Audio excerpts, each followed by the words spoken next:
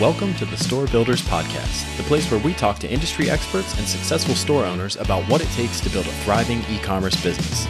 Every episode, we deliver the raw, unfiltered recommendations that will catapult your store to new heights. Ready to get serious about expanding your e-commerce empire? Well, then let's get to work. I'm your host, Ryan Cowden, and this week we're joined once again by Chris Lemma. In this episode of the Store Builders Podcast, Chris and I discuss how to successfully migrate from Magento 1 to WooCommerce. In 2017, Magento announced that all support for their Magento 1 service would officially end in June 2020. This Magento end-of-life announcement alerted all users that all updates, support, and security would stop updating on that date. For store owners based on Magento 1, the two main options became either upgrading to Magento 2 or transferring to a different platform altogether. Today we're discussing what you need to know to complete this transfer to another platform, emphasizing WooCommerce as a desirable destination for your store. On this episode, you'll hear a recap of the importance and implications of the Magento 1 end-of-life announcement. All sites hosted on Magento 1 will no longer receive product or security updates as of June 2020. This does not mean that your site will be taken down, but it will stop receiving software and security updates from Magento. Next, we'll discuss the time cost of a migration to a new platform. To fully transfer your site could take anywhere from 2 to 6 weeks, perhaps even longer, depending on the amount of data you need to transfer. So you don't want to wait too long before getting started. And finally, we'll share some of the main ways to ensure a successful transition from Magento 1 to WooCommerce. We'll share a variety of practices that will help you accomplish a complete and orderly transfer, all without taking your store offline. If you're looking for information about how to transfer your site from one platform to another, then this is one episode you won't want to miss. There's a lot of actionable advice in this episode, so grab something to write with because you're going to want to take notes. As always, I'll be back on the other side to wrap up any loose ends. So without any further ado, here's my conversation with Chris Lemma. All right, Chris, welcome back to the show. It's great to see you again. Good to see you, Ryan. Today, we're talking about the migration from Magento to WooCommerce, which we had done a previous episode simply on the announcement that Magento 1 was kind of coming to a stop. So can you give us a recap real quick on what's happening with Magento 1? Sure, absolutely. So it's been announced before. We talked about it on an earlier episode, but Magento 1 reaches its end of life this summer, right? So come June, which is just a short few months away, from the time we're recording this, not necessarily the time we're airing it, but in June of 2020, the support and the security patches and everything else will stop. Product will reach end of life. So people are already making the move, some to Magento 2, some to Shopify, and some to WooCommerce, right? Okay. That is why we're talking about WooCommerce specifically, and what does it mean to make that shift? Okay, gotcha. So we're going to focus on moving to another platform, focusing on WooCommerce. Real quick, what's the time cost here? How long will this take to happen? So when you make the move from Magento to WooCommerce, the time is driven by all the activity and how big the data set is. So if you're talking about a store that has a minimal number of orders, a minimal number of customers, and not a ton of additional features in play, you could do it pretty quickly, right? We've seen migrations that take 2 weeks, and you go, oh look, it's all there. But we've also seen migrations that take 6 weeks. So it's not a 10-week effort, it's not a 20-week effort, but between 2 and 4, 2 and 5. I mean, it's think about it as half a month to a month, and you go, okay, that's good. That's good. We can make that happen. Right. The important thing is you're changing platforms, right? You're not just upgrading to the next version of the software or whatever. You're changing platforms, and platforms function differently, and the features function differently, and the data has to get managed and migrated in different data sets, right? So there's a lot to think through. So the real issue isn't as much how long will it take, it's how complete will it be, right? And as a store builder, if your checklist is 3 things and someone else's checklist is 10 things and another developer's checklist is 50 things, Well, the clients are going to want to choose the guy with 50 things, right? Or the gal that knows this and has done it 20 times before and says, here's my big checklist. It's bigger than everybody else's, because then you know for sure, okay, we're going to make the move and it's going to be Okay. Now, can your store stay live throughout the transition process? What does that look like? So it can up until the last bit, right? So Okay. what we recommend doing is take a data set, bring it over. Now, the moment you bring that data set over, the Magento store is going to keep taking in orders, Yeah. right? And you go, okay, there it is, right? There's Mhm. going to be a gap in your data. So they then take another snapshot from the last time you took the data to that moment in time. And then you might take another snapshot on the day that you actually make the switch, right? You move the domain, you point it somewhere else, and you go, okay, we're going to turn it off, take the last data difference and move that over. But at that point, you're mostly talking about uh, customers' orders, maybe some new gift cards that have come in, et Mm. cetera. Right? Like it's a limited set of data. So you can move that over very quickly and turn the other side on. So up until the very last move, you should be okay. Okay. And we should just clarify that the end of life announcement doesn't mean that the store is going to die in June. It just means It just means security patches and other kind of updates are going to stop, right? okay. So, um, at Nexus, we have a product called Safe Harbor that allows customers to stay on Magento 1 for long period of times because we'll add patches to them. Right. But we have some customers, and there are customers all over the place using Magento 1 who are saying, no, I'm actively looking to make a switch. And whether it's Magento 2 or Shopify or something else. And we say, have you looked at WooCommerce? And more often than not, people are like, no, I haven't. And once they do, and we start showing them what's capable, then they go, okay, yeah. So we just Yeah. migrated a store with hundreds of thousands of orders, tens of thousands of customers, and did the work. It was about a 4-week process, Mhm. but it's again like, going back, right? The issue is not this. I mean, the size of the data means you're going to have to do some work, but it's really about the checklist, right? Do Okay. you have are you looking in all the right places to make sure that you know how to bring everything over? Okay. Gotcha. All right. Well, let's jump into the actual transition and making it happen. What are some things that people need to keep in mind to pull off this transition? So, uh, the first thing you need to know is that getting data out of Magento is something that you want to do with someone who knows how to do that, right? So the amount of different places where data can sit inside Magento are many, and Okay. if you pull the wrong data from the wrong place, right, you'll end up with bad data.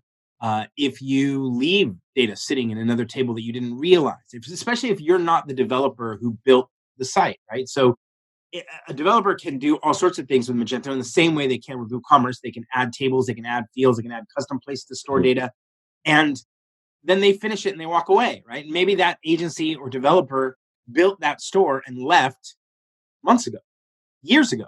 Yeah. Now you come in as a store builder and you say, "Yeah, I can make the move." A, you better know Magento, and B, you got to do some serious analysis of the underlying data to make sure that um, you're getting the right data, that you pull the right data. Mhm. One of the ways we recommend taking a look at it is you can pull the data from via SQL, right? You can the language that allows you to hit the database directly, but you can Yeah. also pull it from PHP, right? You can also go from the code side, from where the store is functioning, use that code to go pull, and often that means you'll pull the right data because already you have UI and screens that are pulling that stuff up. So Mhm. another way to do it, but either way, you're going to have to create an export of the data. Okay.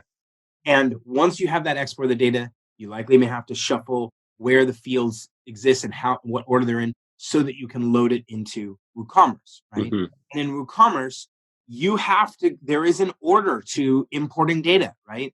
You need to make sure that you import customers, coupons, and products before you ever import orders, because the order is going to have products in it and it's going to be tied to a customer and it may have used a coupon, right? So those other Mhm. data elements have to exist there for referential integrity as you import the data in, right? Right. Um, so the first thing you have to do is make sure you get the data extracts. Okay. the next thing you have to do is make sure that you get data imported in the right order and get it loaded in and start spot checking. But then you get into all these little places: taxes, shipping, gift cards, gift card balances. If you had any kind of point reward system, balances, points, uh, Yeah. um, reviews, right? You have all these little bits that help make the site feel like the same site that they were on, right? When a customer goes in, Mhm. logs into the new WooCommerce site, can they, can they see their balance? Can they see their orders? Can they see their gift card credit balance, right? Can they see their reviews? Mhm. There's all those little pieces that isn't just about, customers, orders, and products. And that's where most of the people spend their time. They start right there, but then you go, okay, we gotta we gotta fill out the rest, right? Right. Um, and I know I could just keep talking and not let you ever ask another question. You asked the question, what do you need to think about? And I'm like, Right. all Right. Yeah. um, the URLs, right? Okay. The URLs on the Magento store were specific, whatever the slug structure, Oh. which means those are the URLs that people have written articles about and pointed back to. Those are all the backlink URLs. That's where people have saved or bookmarked URLs. All those URLs on the old site, you need to now figure out, okay, can I replicate that structure here on the WooCommerce side, or am I going to create redirects?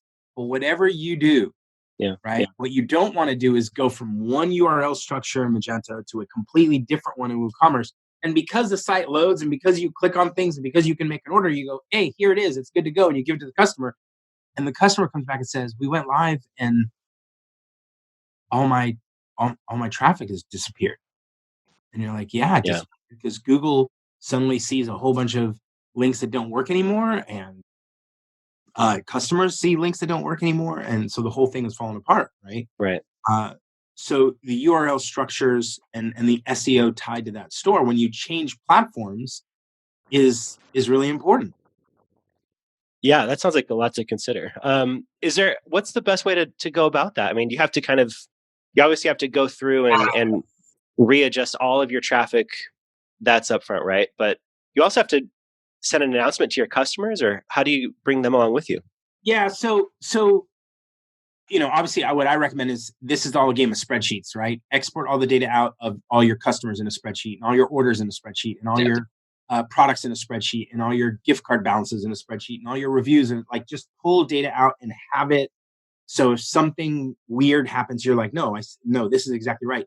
Have the IDs, the previous IDs, because you have SKUs, right? You need to make sure that you Yeah. go bring in the same SKUs, match them up, or the product IDs if that's important. So you have all this data that you're bringing, get it out, load it in, make sure it matches. Mhm. It's just a game of checking off every bit of data that you bring out and you pull back in. The other part is you likely are going to reset people's passwords. You're moving their name and email and account, to another place and another platform. Uh, Likely, hopefully, you've kept that their passwords encrypted on the original site. So when you bring the new site, Yeah. often it's one of those things where you just say, okay, I'm going to send a note saying we have upgraded our store as a security feature. We need you to come reset your password. Okay. And that will help people reset it and have that store there. Okay. So, but you also, when a store builder has finished migrating everything over, the store owner is definitely going to want some way to get people excited to come back to the site. And hopefully what we're able to do in changing platforms, every time we do a migration, the store owner, the merchant will say something like, there's this one thing I always want to change, but I can never seem to get my agency, my developer, my freelancer, my whoever to change it, right? Yeah. And so the hope is when you make that switch to WooCommerce, that you're able to make that change, right? Yeah. We worked on a store recently where in the Magento side of things, the variations were just little icons that you clicked on, so you could buy a 1 pack, a 5 pack, a 10 pack, right? Mhm. But what the customer really wanted was a little grid that showed here's the 1 and the 5 and the 10, and you could pick quantities of each and then hit add to cart. And it wasn't hard, right? So we just did Yeah. it. And for him, that was huge, Hmm. right? Mhm. Um, Yeah. there were little things like that, right? You just go through this little checklist of you're not trying to change the scope of the migration, but Mhm. one of the things store builders need to remember is there may be pent up demand by the merchant of things they'd already told or asked their previous developers. Hey, could we change this? Could we change this? Could we change this? This is the time to think about it, right? Especially if some of the things they want changed cost you nothing, Yeah. right? Like Right. you're making a change to a different platform, and in the new platform, WooCommerce may do it already, Yeah. right? May do it Mhm. easily, may do it in an integrated way, or may do it easily because again, you're hosting. In our case, customer was going from hosting on one vendor uh, to us, right? To Yeah. Nexus and Liquid Web, and Yeah. so the hosting, the page speed on the other hosting provider was uh, 5 to 7 seconds of page load, and the product page on the Nexus infrastructure loaded in 1.2 seconds, right? Hmm. But we didn't have to do anything. I mean, it's just the Yeah. nature of the platform. So you make this move, you give it the right resources, and the customer's like, "Oh my gosh, what are all the things you did to speed it up?" You're like, it came with WooCommerce, it came with Mm. a hosting platform. But Okay. there are other things, right? Like the Nexus plan comes with abandoned cart follow-up emails. And obviously, Magento, this particular Magento store didn't have that. So we configured it, and all of a sudden he had this brand new feature that was I can follow people back up and give them offers and everything else to get them back to my cart. And it wasn't a bunch of work for the store builder, right? It Mm. just wasn't a ton of work because it Yeah. was part of the platform, part of the feature. Sure. So it's the other thing a store builder, should remember is there's potentially pent up demand. There's potentially Yeah. historical gripes and frustrations and things they wanted different. And this is the moment to ask. And then you can just say, okay, that's a whole nother project. That'll be later. That's a whole nother, but these three things, those are easy. I can do them right. Okay. Yeah, should you anticipate maybe a dip or a fluctuation in your traffic that's normal, and that something outside that might be like abnormal? If you've done the SEO part of it right, Mhm. if your site is loading faster, not slower, uh, and you've mapped the domain, made sure that the certificate comes through. Because again, anytime you're talking about moving a domain to another host, you got to do all the work, right? Mhm. It's another one of those things you asked, what are things to think about?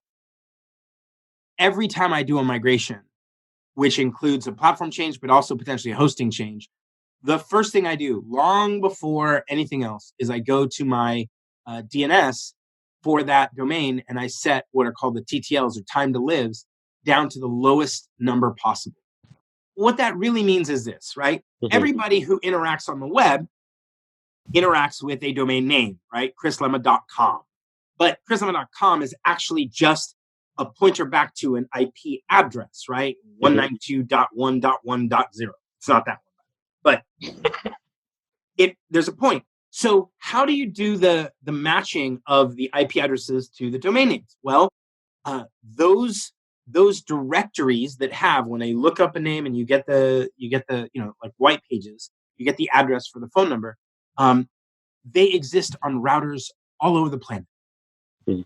But those routers all over the planet that have those tables of data, the white pages, they get them from a central source, right? The DNS registrar. So they go back and get that data and then they cache it. They have their default data set stored on the routers all over the world. Well, what happens when you want to change the domain name to the IP address? You likely want all those routers to get refreshed. But if you think about it, at the last minute, you're going to have cached domains everywhere. It's going to be a problem. So you go to the domain registrar, the original one, and you Mhm. set time to live to the lowest possible. It might be 5 seconds, it might be 30 seconds, it might be 60 seconds. But what that tells all those routers is, hey, the next time you ask me for this data and you get it, only store it for 60 seconds. And then the next time you get a request after that, flush it out, come back and ask me again. So what you're prepping is you're prepping all the routers of the world to say, keep coming back to me and asking me, keep coming back. Because Mm. potentially I'm going to make a change. When you change, that's the time to live, right? This registry entry can sit on your router for only this much time. Then you got to come back and ask. So when we started the project, we were 5 weeks away. 5 weeks before we did the turnover, we went in and changed the TTLs down to the lowest number. So now all the routers are just going, okay, every time someone puts in, the domain name, we got to go back to the source and look it up. And so when we made the switch, waited 3 minutes, checked DNS propagation around the world, and they're like, yep, we have the new data. Then you can change the TTL back up. So it's another little thing, but when you're making that move, if you have managed the TTLs and you've managed the SEO and you've made the pages faster, then no, you shouldn't see traffic. Okay. But if you miss one of those three things, then yes, you will see a lost traffic. That's really good to know. What's the cost overall? We've talked a little bit about the time cost, but does any of this cost you money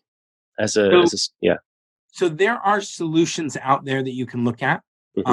One of the ones we look at and we know people recommend a lot is Cart to Cart, which is cart, the number 2, and then the word cart again. And Cart to Cart has a migration service. It is predominantly a data migration, meaning it will suck out products and orders and customers and coupons and images and product galleries and whatever.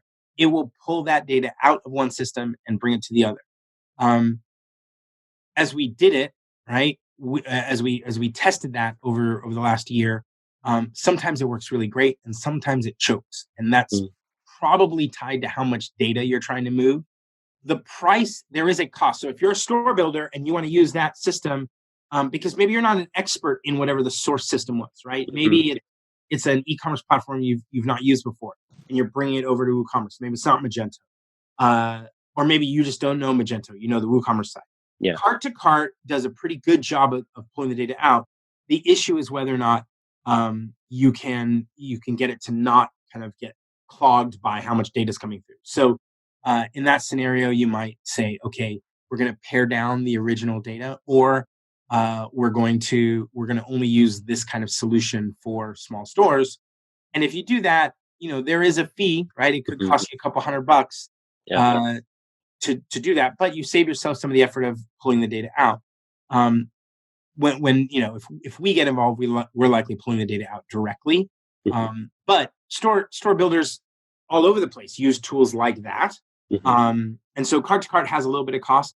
Almost all the rest of it is if the store has, and this is again one of those checklist items, does the Magento store have a feature? Does the Magento store have a feature that WooCommerce doesn't have or requires an extension, right? Okay. So if Magento has a feature, you're earning reward points for every purchase you buy, and WooCommerce the core of it doesn't have that feature, and you go, okay, I need to go get the MyCreds extension and put it in. It's going to change the nature of that migration, right? Because now you're going to take data from one source, you're going to put it in another, but you're putting it into a source that is an extension of WooCommerce, which means you have to first buy the extension and then you have to do the work to put it in there. So that's where you start going, okay, feature for feature. Walk me through the main feature of your store on Magento. Okay, now I'm seeing things. And as you're watching and asking questions, you're realizing what are the additional components you need to add to WooCommerce. But then you also have features in WooCommerce that weren't over there, and you go, hey, do you have this? And that's where you see customers go, oh, I wanted that forever. You go, okay, well, that's cool. That's not a problem. Yeah. And are you billing your store owner any differently for this work? So Liquid Web and Nexus don't normally do migrations, right? We work with store builders to do the work. Every now and then we'll grab one because we want to really make sure that it goes right. But we make sure that we support every agency and every freelancer who's doing the migration. So often you want to find, and there are a lot of great hosts out there, but you want to find a partner who can work with you, right? Like the worst thing you want is the customer says, I already bought my new plan over at host X, right? And then you go to import all the data and you say, hey, to the host, I want to run a performance test on this now that I have this data on this new platform with with WooCommerce. I run a performance test on it, and the host says, no, we don't let you do that. And you go, Why? I need to make sure that everything is performant. I need to test this. I Yeah. need to see where I need to tweak things or change things. They go, sorry, we don't do that, because what they're really saying is, we're worried that all of that traffic you're going to hit, even if it's fictitious traffic, is going to disrupt other customers on however they've done their infrastructure. Mm. At Nexus, right? We're like, yeah, bring it on, right? We'll do performance tests all day with you, right? Okay. And we have some more advanced WooCommerce performance tests in our managed WooCommerce product to really help figure out, okay, what's happening here. But the point is, as long as you have a good host and you get a good partner, and they function as a good partner, the store builder will do fine, right? They'll say, okay, I know how to work with this host to help make sure that this is working right. Okay. And that may be the last piece of all of this is, I mentioned earlier, right? We took a 7-second loading site to a 1.2 loading site. Right? Performance is everything. Performance is everything on Magento. Performance is everything on WooCommerce. Performance is everything, period. So you have to learn how to do performance testing. It's just that's not an optional thing. You have to be able to run stores through, GT metrics, through load impact. You have to be able to run concurrent users against it and make sure that you're good. You have to be able to just take page weights and evaluate what components are slow. You just have to be, I find that a big chunk of the migration happens after all the data's over. After the data's over, after the additional features are added, after the look and feel is cleaned up, after all of that, you still have to go back and go, okay, what am I doing with object cache and full page cache and non-cache or cache exception rules and everything? Like, what are all the things I have to do? And at the end of it, how well does it perform? And if it performs great, that's awesome. If it doesn't perform great, you got to fix it. Yeah. Awesome. Chris, this was fantastic. Thank you so much. Awesome. Take care. All right, folks, there you have it. That wraps up my conversation with Chris Lemma. He shared a ton of valuable insights and advice today on how you can successfully transition your store from Magento 1 to WooCommerce. We also shared some tools and resources, which will all be linked up in the show notes. I hope you enjoyed our conversation. Please consider subscribing, sharing with a friend, or leaving us a review in your favorite podcast directory. Until next time, best of luck in all that you do, and we'll look forward to seeing you on the next episode of the Store Builders Podcast.